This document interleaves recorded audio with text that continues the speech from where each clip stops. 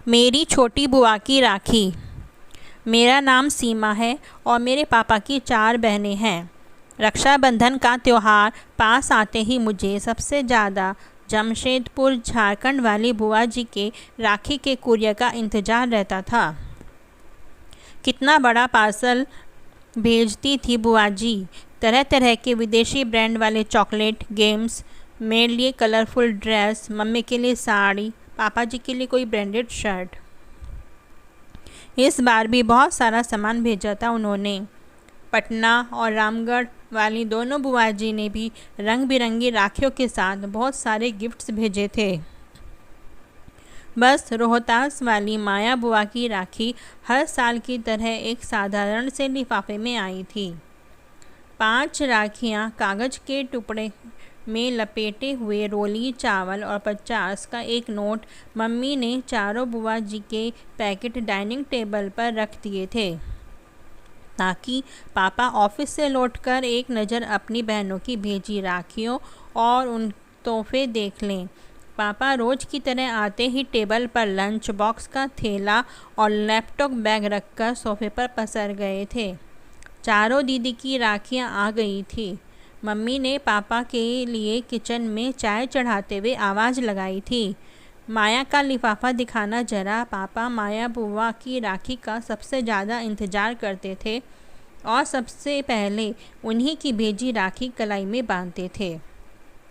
माया बुआ सारी बहनों में सबसे छोटी थी, पर एक वही थी जिसने विवाह के बाद से शायद कभी सुख नहीं देखा था। विवाह के तुरंत बाद देवर ने सारा व्यापार हड़पकर घर से बेदखल कर दिया था। तब से फूफा जी की मानसिक हालत बहुत अच्छी नहीं थी। मामूली सी नौकरी कर थोड़ा बहुत कमाते थे। बेहद मुश्किल से बुआ घर चलाती थी। इकलौते बेटे कमल को भी मोहल्ले के साधारण से स्कूल में डाल रखा था। बस एक उम्मीद सी लेकर बुआ जी किसी तरह जिए जा रही थी।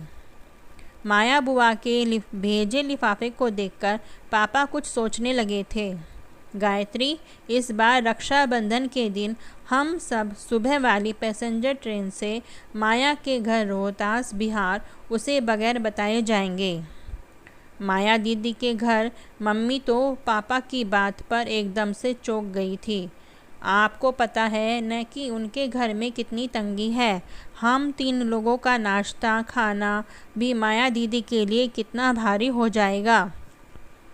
वो कैसे सब कुछ मैनेज कर पाएगी। पर पापा की खामोशी बता रही थी कि उन्होंने माया बुआ के घर जाने का मन बना लिया है और घर में ये सबको पता था कि पापा के निश्चय को बदलना बेहद मुश्किल होता है।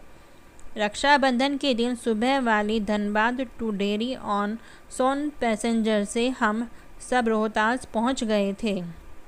बुआ घर के बाहर बने बरामदे में लगी नल के नीचे कपड़े धो रही थी। बुआ उम्र में सबसे छोटी थी, पर तंग हाली और रोज़ की चिंता फिक्र ने उसे सबसे ज़्यादा उम्रदराज बना दिया था। एकदम पतली दुबली कमज़ोर सी काया, इतनी कम उम्र में चेहरे की त्वचा पर सलवटें दिखाई दे रही थी। बुआ की शादी का फ़ोटो एक एल्बम मैंने कई बार देखा था। शादी में बुआ की खूबसूरती का कोई जवाब नहीं था। शादी के बाद के 11 वर्षों की परेशानियों ने बुआ जी को कितना बदल दिया था। बेहद पुरानी घिसी सी साड़ी में बुआ को दूर से ही पापा मम्मी कुछ क्षण देखे जा रहे थे। पापा की आंखें डबडबा सी गई थी। हम सब पर नज़र पड़ते ही बुआ जी एकदम चौंक गई थी। उन्हें समझ में नहीं आ रहा था कि वो कैसे और क्या प्रतिक्रिया दें। अपने बिखरे बालों को संभालें या अस्त व्यस्त पड़े घर को दुरुस्त करें। उसके घर तो वर्षों से कोई मेहमान नहीं आया था।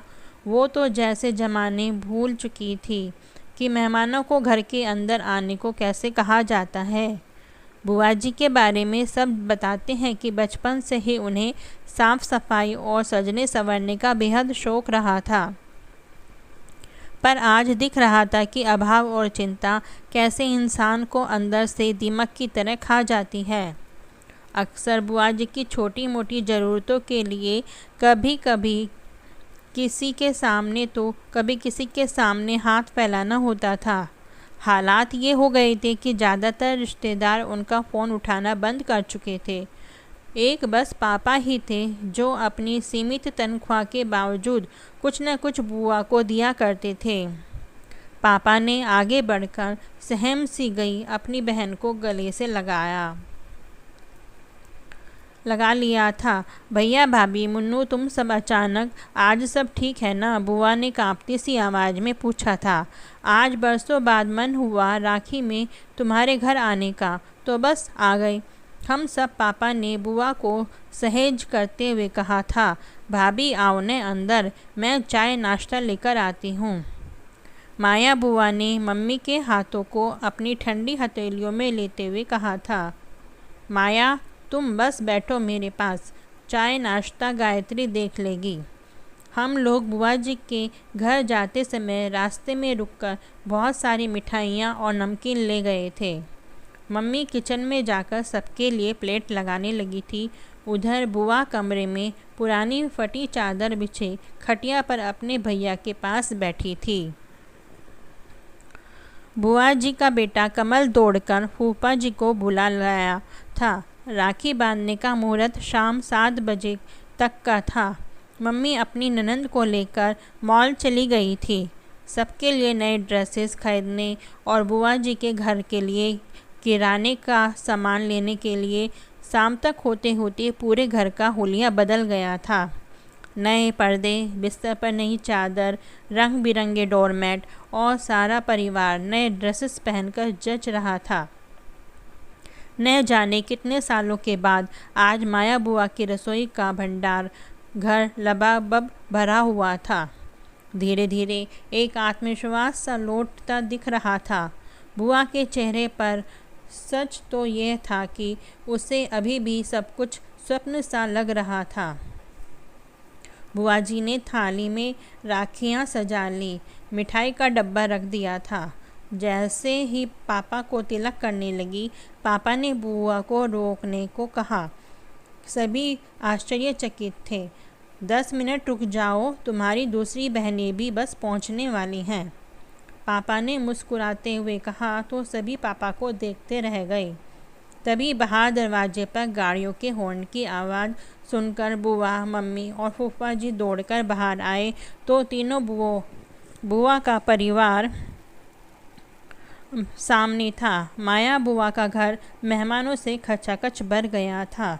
महाराजगंज वाली नीलम बुआ बताने लगी कि कुछ समय पहले उन्होंने पापा को कहा था कि क्यों न सब मिलकर चारों धाम की यात्रा पर निकलते हैं। बस पापा ने उसी दिन तीनों बहनों को फ़ोन किया कि अब 4 धाम की यात्रा का समय आ गया है। पापा की बात पर तीनों बुआ सहमत थी और सबने तय किया था कि इस बार माया के घर सब जमा होंगे और थोड़े थोड़े पैसे मिलाकर उसकी सहायता करेंगे। माया बुआ तो बस एकटक अपनी बहनों और भाई के परिवार को देखे जा रही थी। कितना बड़ा सरप्राइज़ दिया था आज सबने उसे। सारी बहनों से वो गले मिलती जा रही थी। सबने पापा को राखी बांधी। ऐसा रक्षाबंधन शायद पहली बार था सबके लिए। रात एक बड़े होटल में हम सभी ने डिनर किया, फिर गप्पे करते जाने कब काफ़ी रात हो चुकी थी। अभी भी माया बुआ ज़्यादा बोल नहीं रही थी। वो तो बस बीच बीच में छलक आते अपने आंसू पोंछ लेती थी। बीच आंगन में ही सब चादर बिछाकर लेट गए थे। माया बुआ से किसी छोटी बच्ची की तरह चिपकी हुई थी, मानो इस प्यार और दुलार का उसे वर्षों से इंतजार था।